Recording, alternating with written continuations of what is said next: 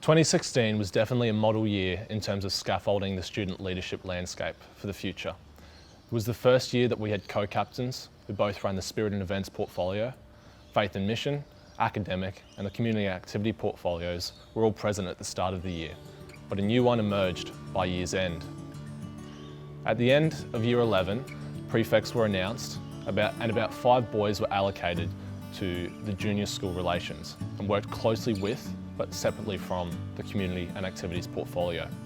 This group of boys essentially formed the foundation of what is now known as the Primary Connect portfolio.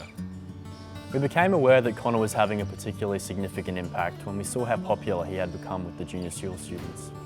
Whenever he went down, he would always be swamped with students, and more often than not, he could name every boy down on the handball courts.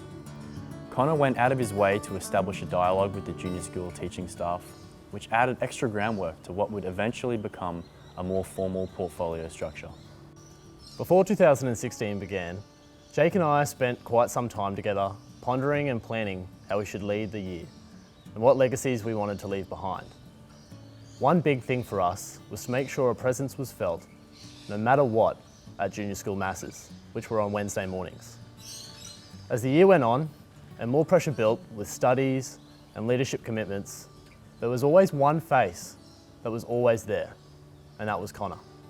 Rain, hail or shine, Connor would be there, shoulder to shoulder with the grade 5 and 6 boys in the chapel at 7 a.m.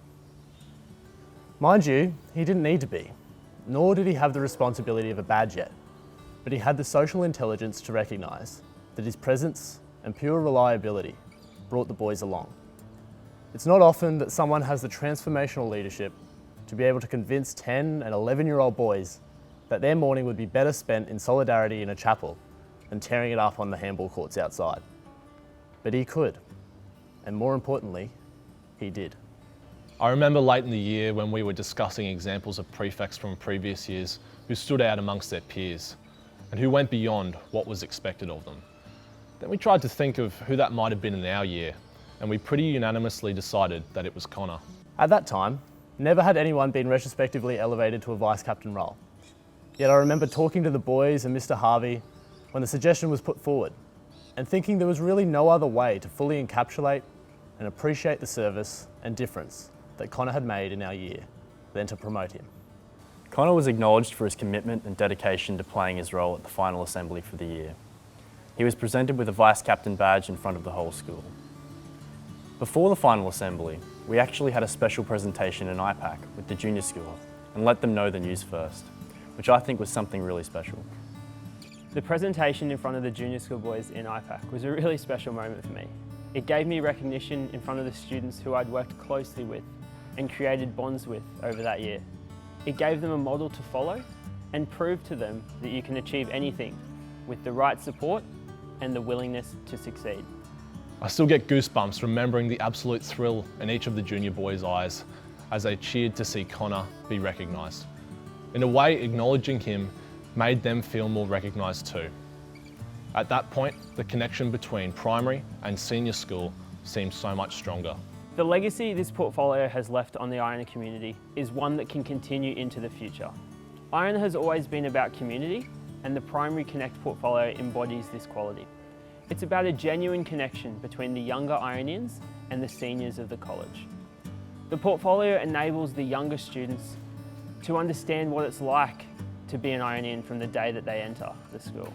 It gives them role models. It gives them people to look up to and seek advice from, and it can sometimes create some genuine bonds.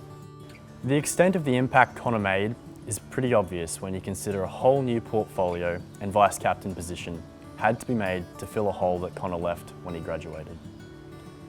I guess what I like to take away from his story is that you don't need to be in a certain position to make a significant impact. Connor saw a void that needed filling and made it his duty to address it, largely without making any fuss over it. He showed incredible social intelligence and as a result has left behind a crucial legacy.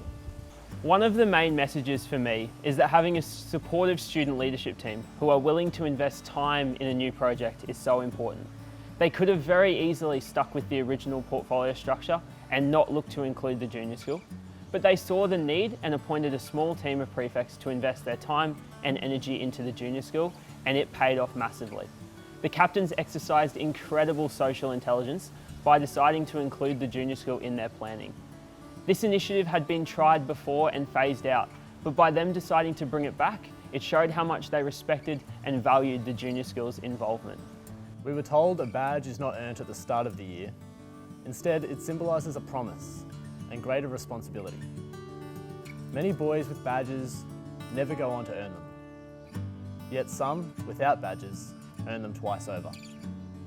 Connor earned his, and the way he did this will set a precedent for seniors and older boys well into the future.